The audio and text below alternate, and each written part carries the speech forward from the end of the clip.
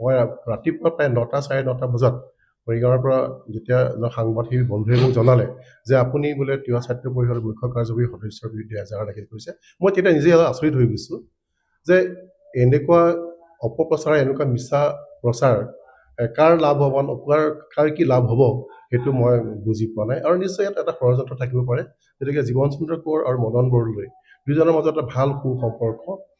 তেওঁ তিৱা ছাত্ৰ সন্থাৰ এটা সময়ৰ দায়িত্বত আছিল, ময়ো আছিলোঁ তিৱা ছাত্ৰ সন্থাৰ।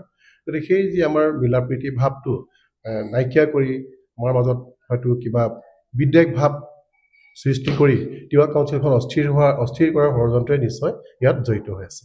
গতিকে আপুনি কৈছে যে এজাহাৰখন আপুনি দিয়া নাই, গতিকে এই যি ভুৱা ৱৰ্ক অৰ্ডাৰ এইবিলাক সত্য নেকি? ভুৱা অৰ্ডাৰ যি ওলাইছে সেইখিনি মই আজিলৈকে অৱগত নহয়, আৰু ভুৱা অৰ্ডাৰ ক'ৰ পৰা কেনেকৈ আহিছে সেইটোতো সম্ভৱ নহয়। ভুৱা অৰ্ডাৰ বুলি ক'লে আমি এটাই জানো, ৱৰ্ক অৰ্ডাৰ বুলি ক'লে তিৱা ছাত্ৰ পৰিষদৰ মুখ্য কাৰ্যবাহী সদস্য এপ্ৰুভ মৰ্মে আমাৰ প্ৰিন্সিপাল ছেক্ৰেটাৰী যিটো অৰ্ডাৰ ওলায় সেইটোৱে অৰ্ডাৰ। ইয়াত ভুৱা অৰ্ডাৰ কেনেকুৱা বস্তু মই আজিলৈকে দেখা নাই। তিৱা ছাত্ৰ পৰিষদ কেলেংকাৰী হোৱা সম্ভৱেই নহয়, যিহেতুকে তিৱা ছাত্ৰ পৰিষদৰ যি বাৰ্ষিক আমাৰ অনুদান অসম চৰকাৰৰ পৰা যিটো দিয়ে, সেই অনুদানৰ ওপৰত ভিত্তি কৰি আমি আমাৰ তিৱা ছাত্ৰ পৰিষদৰ আঁচনিসমূহ আমি ৰূপায়ণ কৰোঁ, আৰু সেই অনুপাতে পে'মেণ্টটো হয়।